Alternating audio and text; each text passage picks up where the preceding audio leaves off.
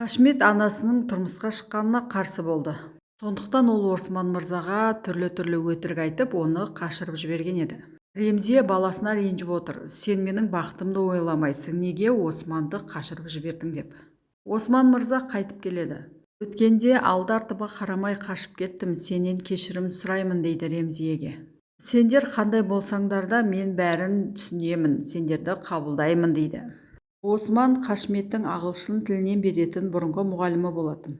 Кезінде менен бір қателік кетті дейді. Қашметті мектеп кезінде тәрбиелей алмадым. Енді сізге сөз беремін, балаңыздың тәрбиесін қолға аламын дейді Қашметке қарап. Маған тұрмысқа шығыңыз деп ұсыныс жасайды. Қашмет жынданып кетеді, ал қалғандары таң қалып қалады. Жасым келіп қалды, тізерлеп отырып қолыңызды сұрайын деген едім, бірақ өзіңіз білесіз кәрімін дейді. Бірақ Қашмет оны менің орныма жасай алады дейді. Сөйтіп Қашметті шақырып алып, оны тізерлетіп отырғызып қояды.